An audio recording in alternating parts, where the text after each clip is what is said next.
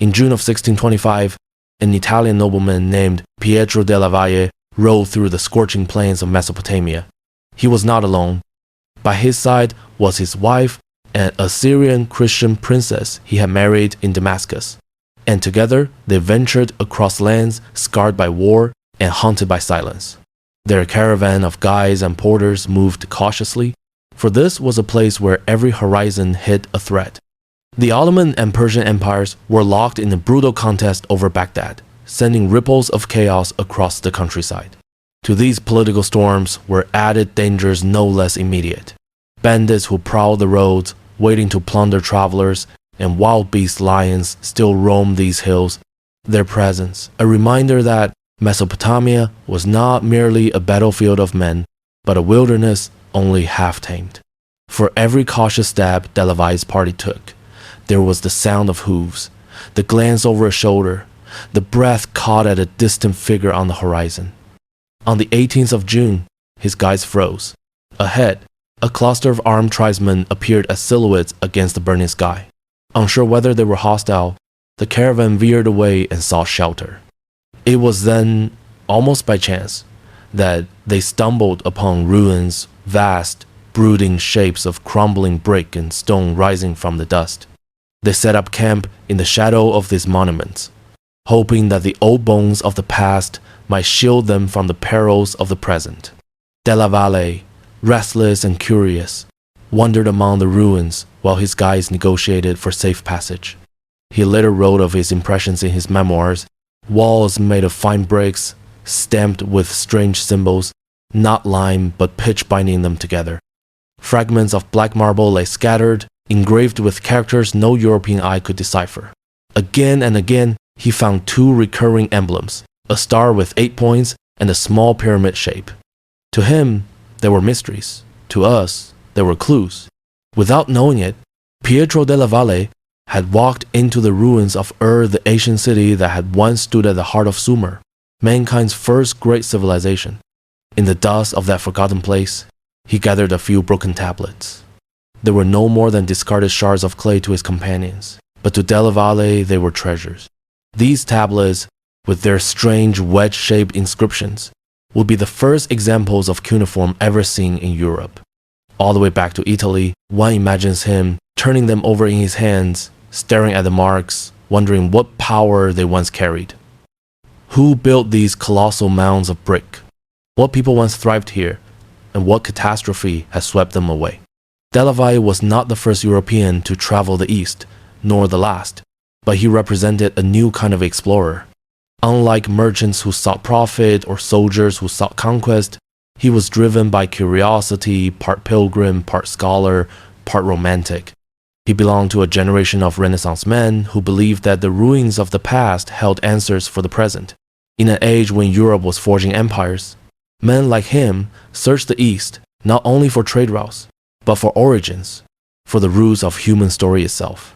Imagine what he must have felt under the Mesopotamian sun.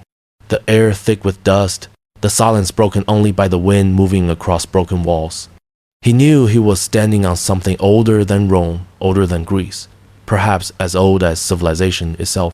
And yet, it was all but erased, left as rubble for nomads to camp beside and strangers to wander through. When his guides' negotiations failed, Della Valle and his wife fled in the dead of night, leaving behind the ruins that had captivated him. But in his saddlebags lay those clay tablets, fragments of a lost world carried across deserts and seas into the libraries of Europe. Those tablets whispered of kings and gods, of cities that had once rivaled the stars, and of a people whose language no living soul could understand. It is from this chance encounter in 1625 that our story begins.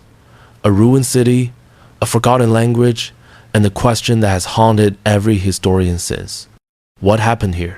Who were the Sumerians, the people who built mankind's first cities, invented writing, and yet disappeared so completely that even their name was forgotten for millennia? Far to the north of where Pietro della Valle had wandered, the land begins to rise. Here, in southeastern Turkey, the Taurus mountains stand like an unyielding wall, their peaks capped with snow even under summer skies. These limestone giants climb above 3,000 meters, catching the winds and clouds that sweep in from the Mediterranean. The mountains trap the moisture, releasing it in sudden storms that split the sky with lightning and crash with the sound of drums rolling through the valleys. Water shaped everything here. Rain carved streams and waterfalls into the slopes, and unseen rivers burrow through rock to hollow out caverns that still yawn in darkness. This was no gentle landscape. It was violent, unpredictable, alive, and yet it was also generous. From these highlands spilled streams that merged into two great rivers, flowing almost in parallel for nearly 2,000 kilometers before reaching the sea. The ancients called the region Bilad al-Rafidain, the land between two rivers. The Greeks would later give it another name, one that endures even now, Mesopotamia. The two rivers Tigris and Euphrates were lifelines drawn across a barren desert, but their power lay not simply in water. As they surged down from the mountains, they carried with them fragments of stone, particles worn loose by storms and time, quartz and feldspar, glittering dust known as silt. It was this rock flour, finer than sand and richer than ordinary soil, that spread across the floodplains of Iraq, turning otherwise hostile desert into fields of astonishing fertility. Each year, the rivers deposited a fresh layer of silt, renewing the land. In this natural rhythm lay both promise and peril. Compared to Egypt's Nile, with its steady pulse fed by the Great Lakes of Africa, Mesopotamia's rivers were unpredictable. One year, rains in the highlands might fail, leaving cracked soil and withered crops. The next year, the snowmelt might roar down in torrents, bursting banks, drowning villages, and leaving only mud and ruin in its wake. To farm here was to gamble with nature itself. The summers were merciless. In southern rock, temperatures soared beyond 50 degrees Celsius. Winds scoured the plains, and rain rarely fell. By all logic, this was the last place one would expect civilization to arise. There was little stone to quarry, no forest for timber, no veins of copper or gold. Only flat clay plains stretching endlessly beneath the horizon. And yet, it was here, in this improbable land, that humanity achieved its first great leap. Perhaps it was precisely the difficulty that forced people to think differently. Where survival was easy, innovation might slumber. But here, on the edge of famine and flood, necessity sharpened human minds. The rivers brought both death and life. And so the people who settled their banks learned to bend the rivers to their will. They dug channels, raised embankments, built reservoirs, and in time transformed a desert into a cradle of abundance. The historian Arnold Toynbee would one day describe this as the stimulus and response effect, where hardship presses a people to respond creatively, pushing them toward complexity rather than collapse. In Mesopotamia, the rivers were both whip and reward, demanding submission yet offering harvests richer than anywhere else. But this abundance came with another gift, one subtler yet just as transformative: stability. With fertile fields, people no longer had to wander in search of food. They could settle, build houses, and store grain. Villages grew into towns, and towns into cities, and once people gathered in one place, something like gravity drew more to them.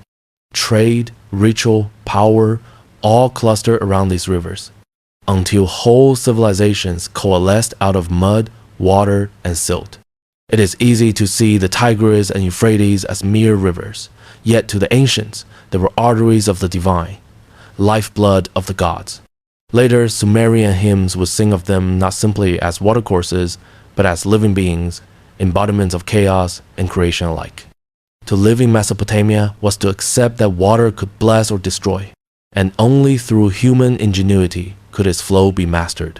From these waters, the world's first empires would rise, and from the same waters, many would fall. Long before cities rose from the dust, long before kings carved their names into stone, the plains of Mesopotamia were dotted with small encampments. At first, these were the domains of hunters and gatherers, people who followed the herds and gleaned what the land would give. The rivers teemed with fish, the marshes with birds, and the plains with gazelle. But a turning point was approaching, one of the most profound in human history. Somewhere around 7,000 years ago, people began to do something unprecedented. They stayed. Instead of following herds, they fenced them. Instead of wandering for grain, they sowed it. In doing so, they crossed the invisible line between dependence on nature and the attempt to master it. The earliest of these farmers learned to coax life from the soil with primitive irrigation.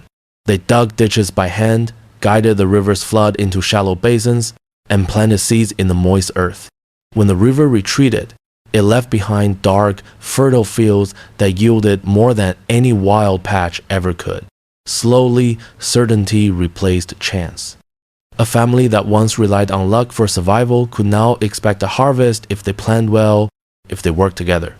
Archaeologists call this stage the Ubaid period, named after Tel al-Ubaid, a site near Ur where their remains were first discovered. These were not cities yet, but villages, clusters of mud brick houses with flat roofs, often rebuilt one atop the other until they form mounds that still rise from the plains today. What makes the Ubaid remarkable is not their size, but their spread. From the north to the deep south, from the foothills to the river mouths, their culture extended across the land. They brought with them painted pottery, marked with geometric patterns, and they shared ways of life that knit the disparate villages together. They worshipped gods of fertility and water, building the first simple temples, raised platforms of mud brick, precursors to the monumental ziggurats that would one day dominate the skyline. These shrines tell us something vital. Even in these early days, religion was not a private affair, but a community one. It bound people together, offering both explanation and order in the world of uncertainty. Daily life in an Ubaid village was simple but not primitive. Men and women worked the fields together, tending barley and wheat, herding goats and sheep. Clay sickles with sharp flint blades harvested the grain, while ovens baked it into bread. The first beer was brewed here, a fermented drink of barley that was safer than water and, no doubt, more enjoyable. Children learned by watching, imitating, and eventually taking up their parents' tools. There were no schools, no writing, no kings, only elders who held wisdom, and priests who claimed knowledge of the gods. And yet, the seeds of everything to come were already here. The Ubaid people built canals and dikes, learning to manage the rivers on a scale beyond a single household. To do so required cooperation groups of families, pooling labor, organizing tasks, and resolving disputes. Out of such collaboration arose the beginnings of governance. Not yet monarchs, but councils. Not yet laws, but traditions. Even trade began to stir. Obsidian from Anatolia, copper from Oman, shells from the Gulf, all found their way into Ubaid settlements, exchanged for grain and wool. The world was already larger than any village, and the rivers carried whispers of distant lands. Perhaps most important of all, these villagers carried with them an idea that permanence was possible, that the people could root themselves in the place and shape the land rather than be shaped by it. Each harvest proved the point. Each generation that rebuilt a house on the mound where their parents had lived confirmed it. And each temple raised higher than the last testified that they belonged not to the wilderness but to a world of their own making. It is no wonder, then, that their culture spread southward, following the rivers into the flat, swampy delta where the Tigris and Euphrates meet the sea. There, amid reeds and water, would rise the first cities. The Ubaid had begun a story that would soon be taken up by another people, strangers whose language we cannot trace, whose arrival remains shrouded in mystery, but who would transform villages into empires. These were the Sumerians. Around 4000 BC, a new people appeared on the plains of Mesopotamia. They were unlike the Ubaid villagers who had lived there before. Most striking of all, they spoke a language that connected to no other tongue on earth.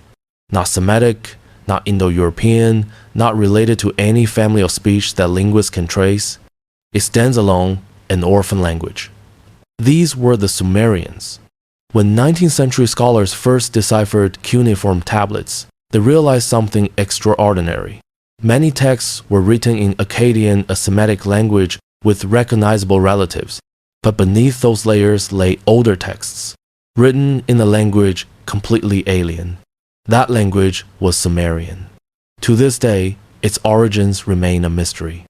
Some theories suggest the Sumerians were indigenous to southern Iraq, gradually evolving from Ubaid culture. Others argue they were migrants from Iran's highlands, from the coast of the Indian Ocean, perhaps even from Central Asia, but evidence is thin. Archaeology gives us fragments, not answers. Their genes, their homeland, their true beginnings, these remain in shadow.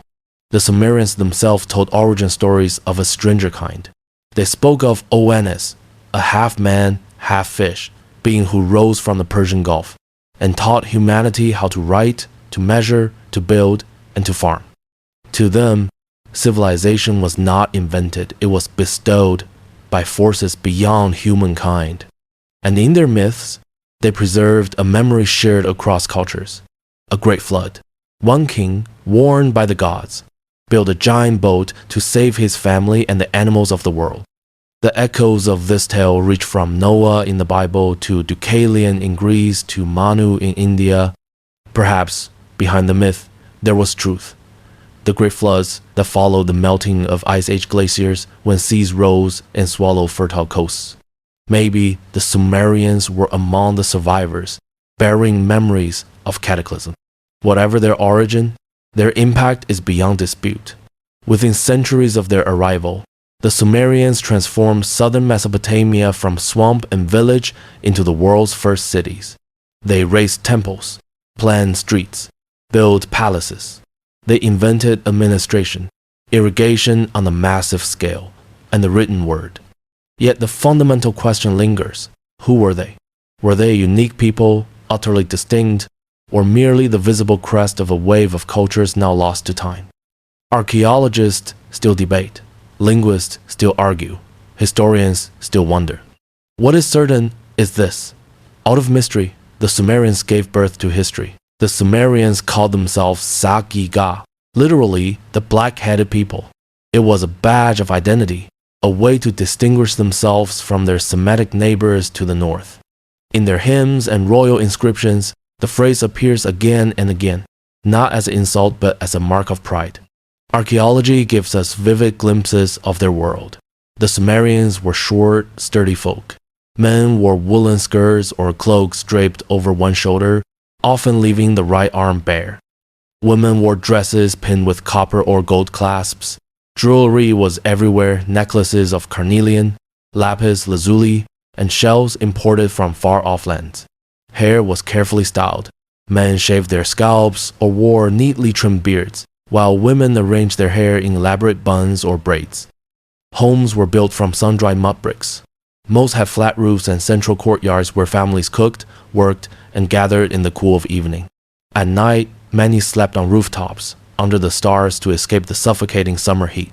Children played with clay toys, rattles, figurines, and miniature carts while their parents labored in the fields, tended animals, or wove textiles. The Sumerians loved music. They invented lyres and harps, drums and flutes. One of the most extraordinary discoveries in Ur is the golden lyre, adorned with a bull's head of gold and lapis lazuli. Songs filled both temples and taverns, hymns to gods, lullabies for children, and love poems between men and women. Some of the world's oldest surviving literature are these Sumerian songs, still echoing their voices across 5 millennia. Religion was the glue of society.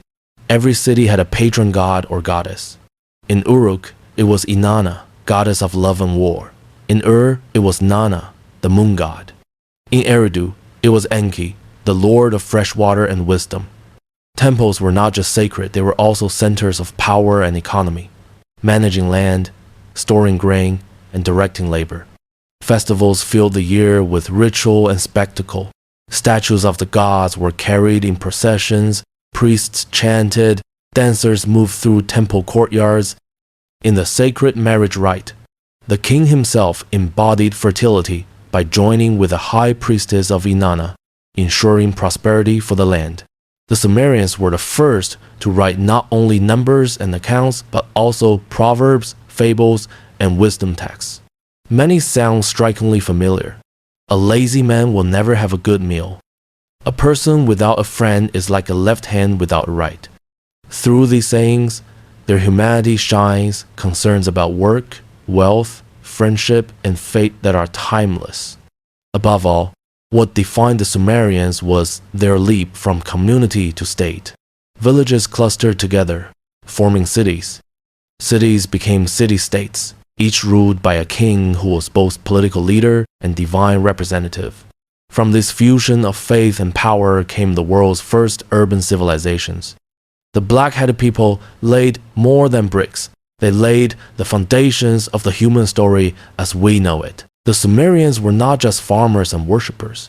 They were inventors, people who, faced with hardship, reshaped the very conditions of life. The Tigris and Euphrates could bring both fertility and destruction. To survive, the Sumerians had to tame them. They dug long canals by hand, raised embankments to control floods, and carved out reservoirs to store water for the long, dry summers. These were not the efforts of a single family, but of thousands working together.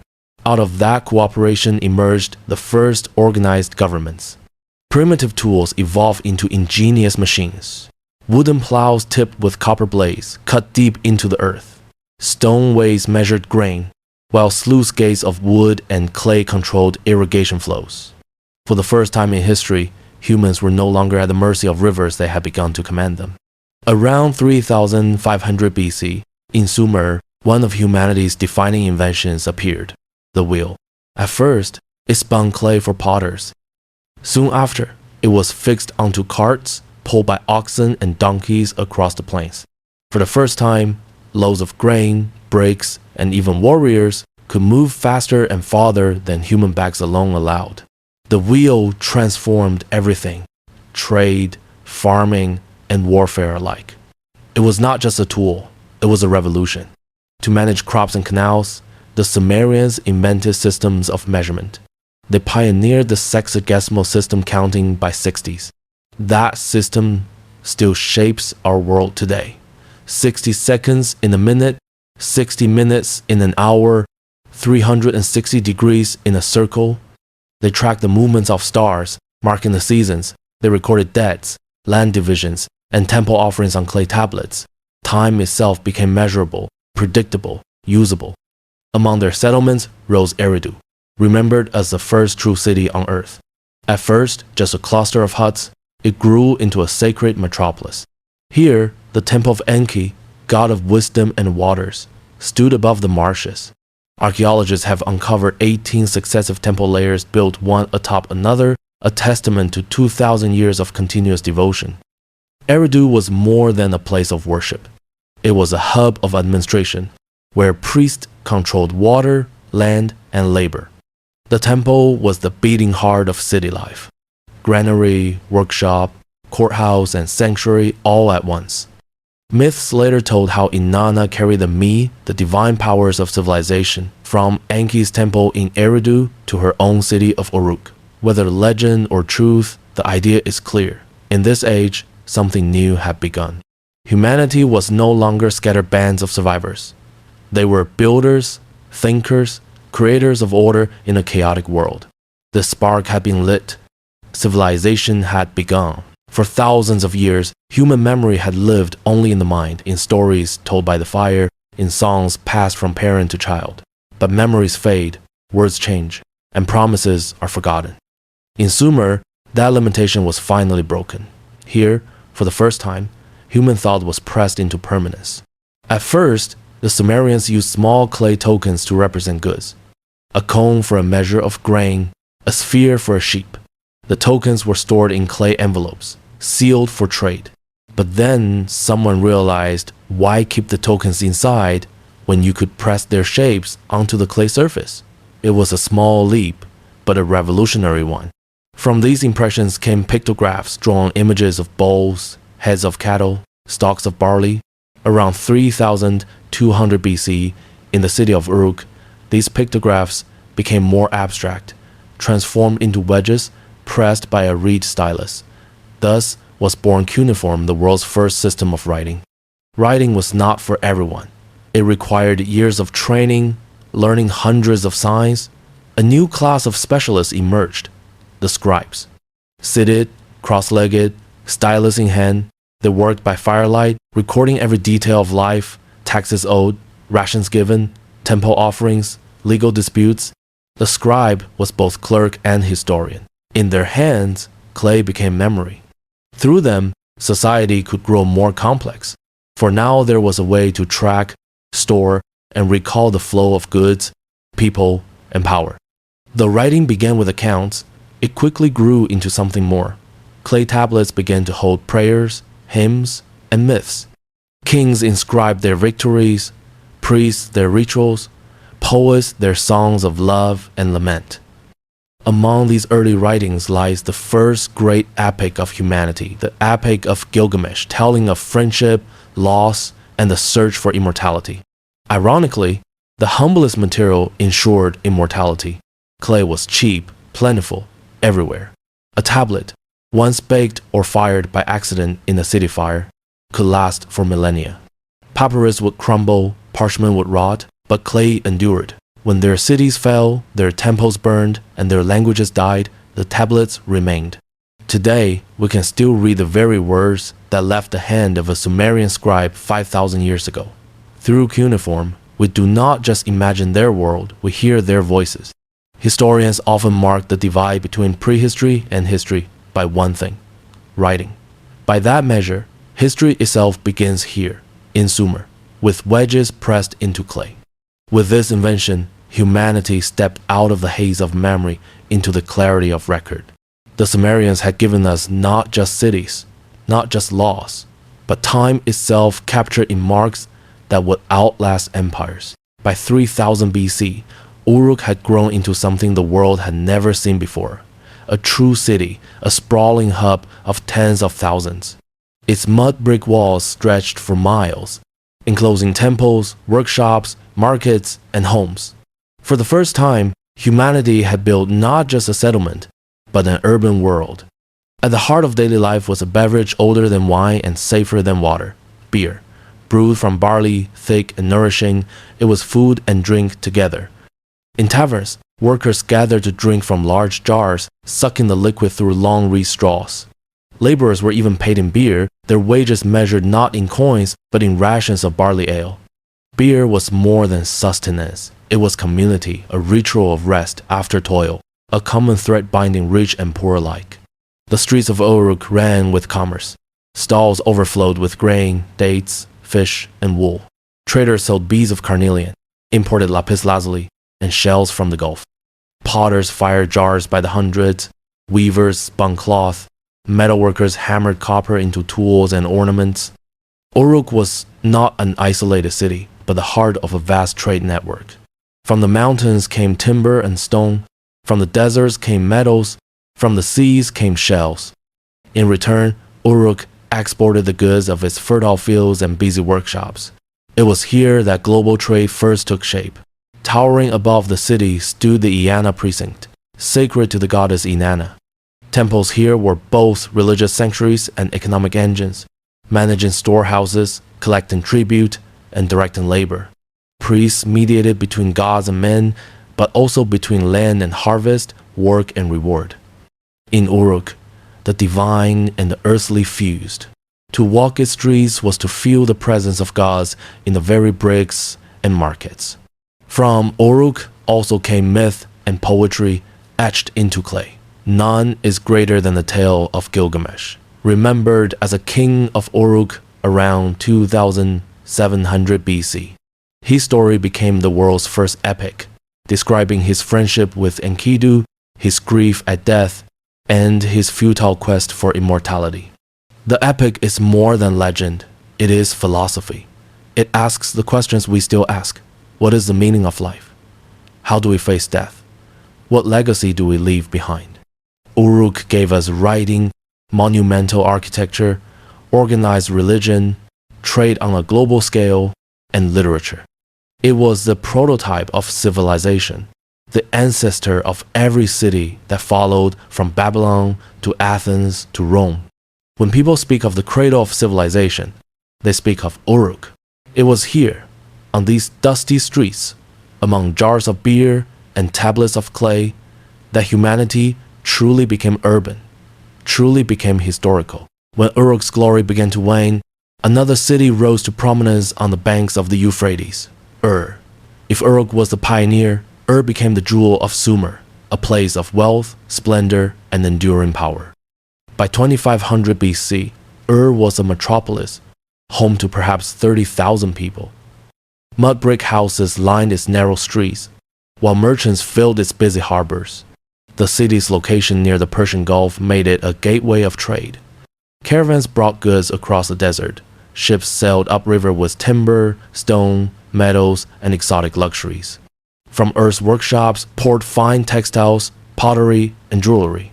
Gold from Anatolia, silver from Iran, lapis lazuli from Afghanistan, all passed through its markets. The wealth of many lands was gathered here, concentrated in the hands of kings and temples. At the heart of Ur stood its most striking monument, the ziggurat of Ur, a massive step temple rising above the plain. Built in honor of the moon god Nana, its terraces climbed like a stairway toward the heavens. Priests ascended its ramps to perform rituals, while below, the city bustled with offerings, processions, and trade. The temple was not only a house of worship, but also an administrative powerhouse controlling land, labor, and the flow of resources. Faith and economy were inseparable, each reinforcing the other. Ur's prosperity is immortalized in its royal tombs, uncovered by archaeologists in the 20th century. Buried beneath the desert lay treasures of astonishing craftsmanship. Golden helmets, lyres adorned with lapis, silver cups, and intricate jewelry. But these tombs also tell a darker story. Many were filled with attendants, soldiers, musicians, servants who appear to have been sacrificed to accompany their ruler into the afterlife. The riches of Ur were dazzling, but they rested on power and blood.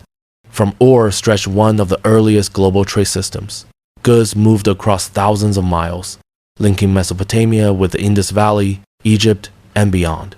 Seals from Ur have been found as far as India, evidence of merchants who crossed seas and deserts in pursuit of wealth. The Sumerians of Ur lived in a world where horizons were widening, where no city could thrive alone. To prosper was to connect, and Ur was the great connector. Ur was not eternal. Like Uruk before it, its fortunes rose and fell with shifting powers.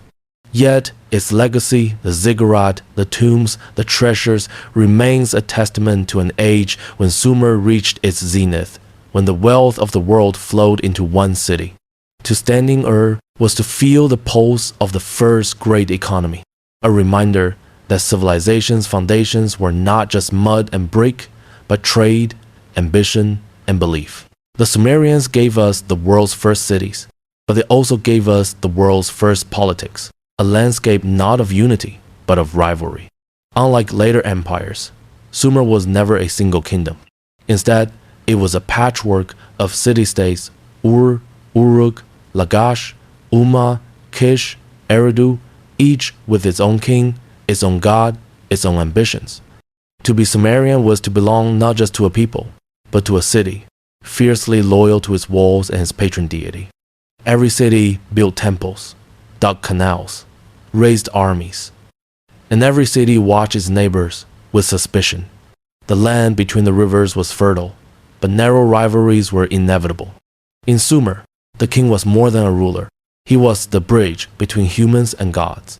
Called the Lugal, literally big man, he commanded armies, judged disputes, and led rituals. His power was not absolute. However, priests, elders, and scribes all shaped decisions.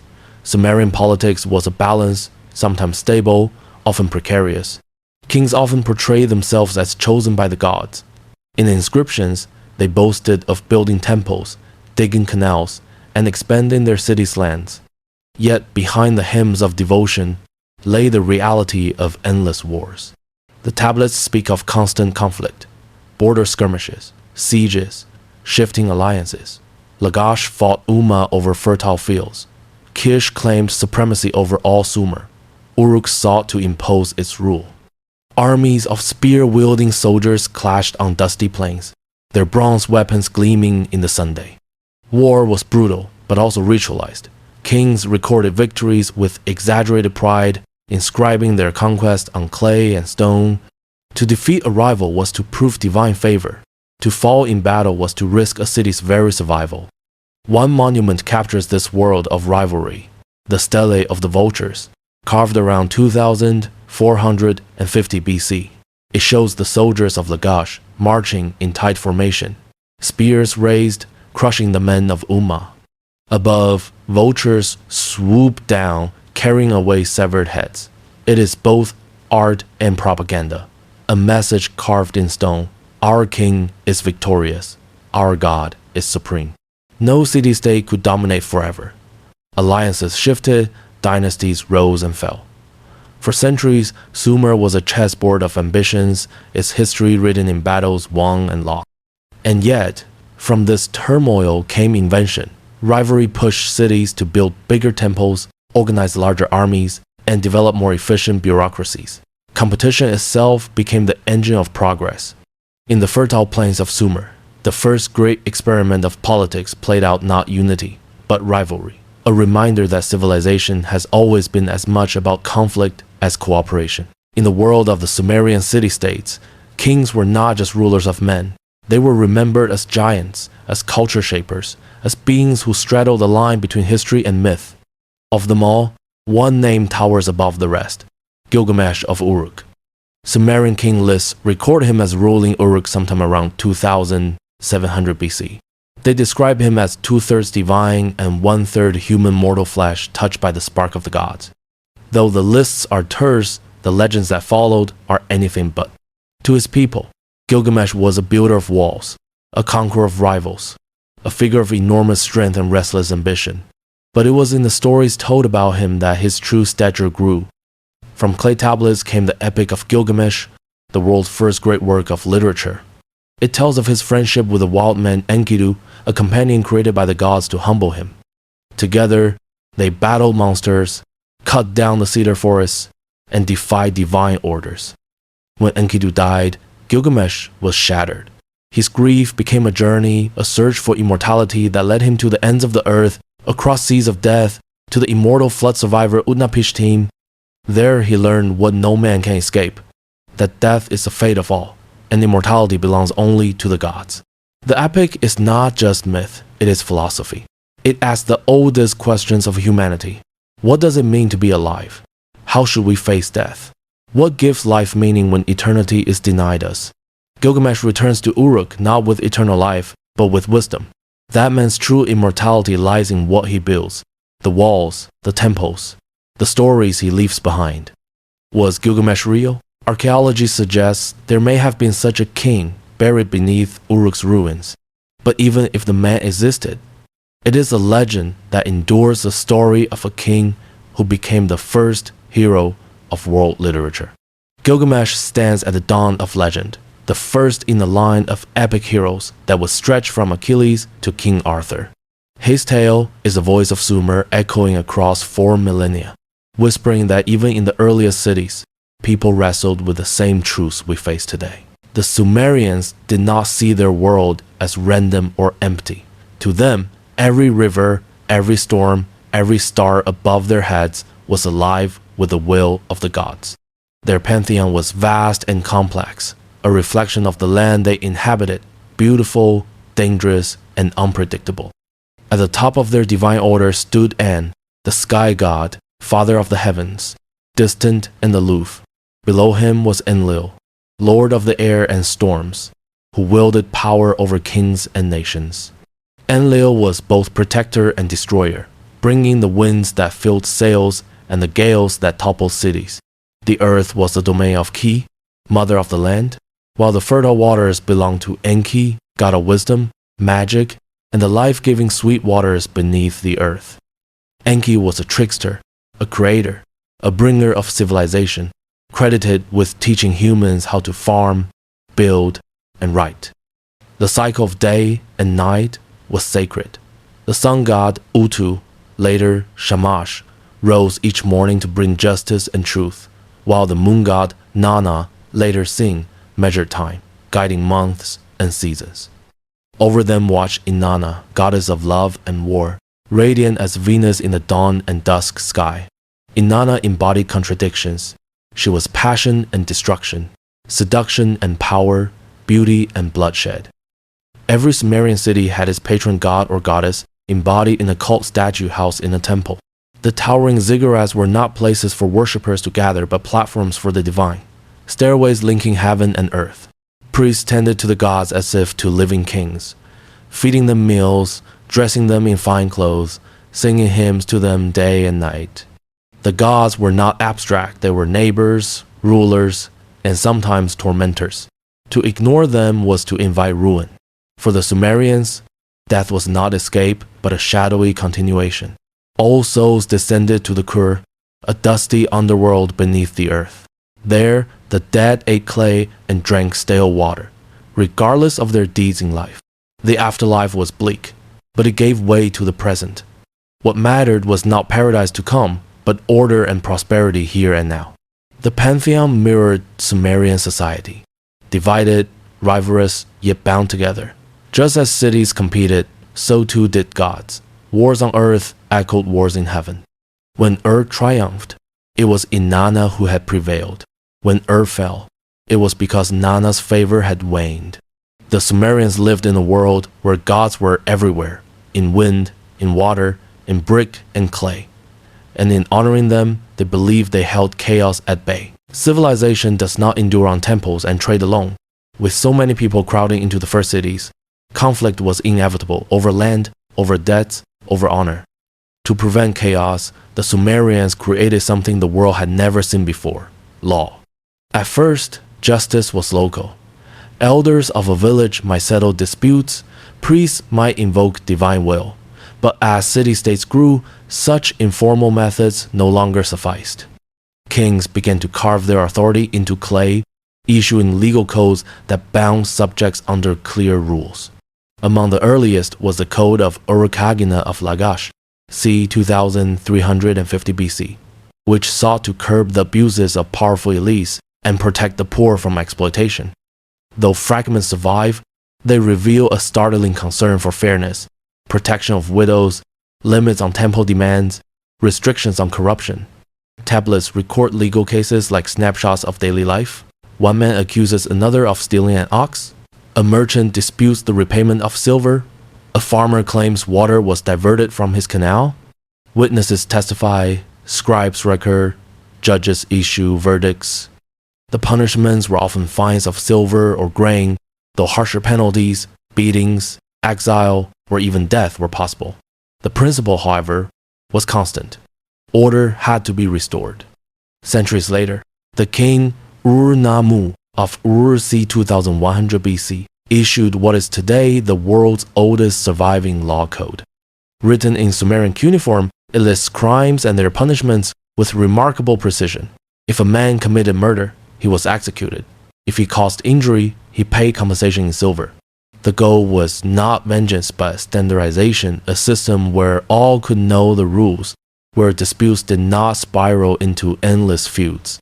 Though later codes, such as Hammurabi's in Babylon, would become more famous, it was the Sumerians who first bound law to writing. They transformed justice from the whim of rulers into a system preserved in clay.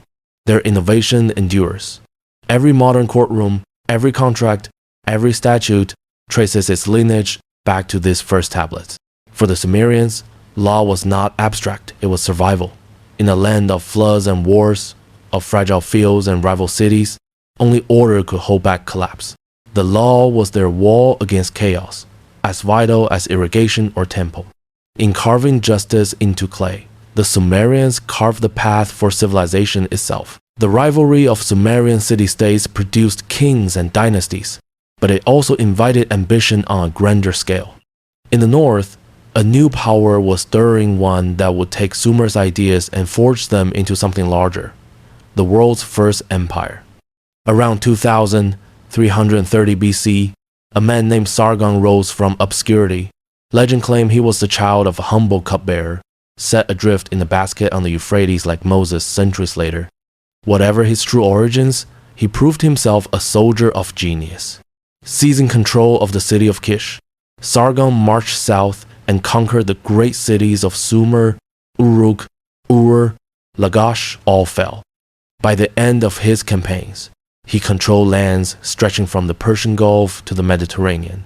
For the first time, The Fertile Crescent was united under one crown. Sargon moved his capital to Akkad, a city whose exact location is still lost to us. From there, he established a new model of rule. Governors, appointed by the king, managed provinces, standing armies enforced authority. Akkadian became the language of administration, spreading across Mesopotamia. It was a bold experiment, the transformation of city-state politics into imperial bureaucracy. Yet empire brought strain. The Sumerian cities, proud of their independence, chafed under Akkadian rule. Rebellions flared. Sargon's successors, especially his grandson Naram-Sin, fought tirelessly to hold the empire together. Naram-Sin even declared himself king of the four quarters of the world, the first Mesopotamian ruler to claim divinity. On the famous victory stele of Naram-Sin, he is depicted towering above his soldiers, helmet crowned with horns, trampling enemies beneath him. It was the image of empire at its height but also at its most fragile. Around 2200 BC, disaster struck. A combination of invasions, rebellions, and possibly climate change brought Akkad down. Records speak of famine, of rivers drying, of lands turning to dust. Enemies pressed in the Gutians. Tribes from the Zagros Mountains swept across Mesopotamia. The once mighty Akkadian Empire crumbled. Cities were abandoned, trade networks collapsed, and for nearly a century, Mesopotamia entered a time of chaos.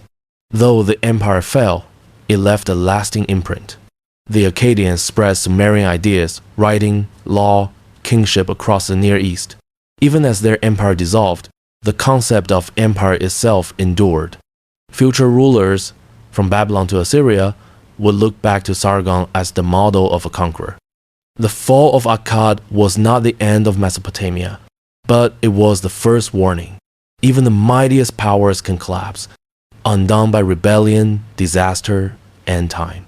When the Akkadian Empire collapsed, it left behind not order but emptiness. Into that void rode new masters, the Gutians, mountain tribes from the Zagros. The Sumerians wrote of the Gutians with loathing. They called them barbarians who knew no agriculture, who did not know how to honor the gods. Whether exaggeration or truth, the Gutians were outsiders, raiders who toppled Akkad but offered no vision to replace it. Their rule brought decline. Canals clogged, fields dried, and famine spread. Without the careful balance of irrigation, Sumer's fragile ecosystem faltered. For nearly a century, Mesopotamia languished in what later scribes called a dark age. Clay tablets grow scarce in this period. Art and architecture diminish, and trade routes wither. It was as if civilization itself had retreated. Temples once thrumming with life stood quiet. Kings no longer boasted of grand conquests, only of survival. Yet decline was not the end. In the south, a city gathered strength, Ur. Its ruler, Ur-Nammu, rallied the Sumerians, expelled the Gutians, and established what historians call the Ur-3 dynasty, around 2100 BC. Ur-Nammu rebuilt canals, restored temples, and raised the great ziggurat of Ur, one of the most iconic monuments of Mesopotamian history. His dynasty ushered in a Sumerian renaissance. Most remarkable of all, Ur-Nammu left us the world's earliest surviving law code.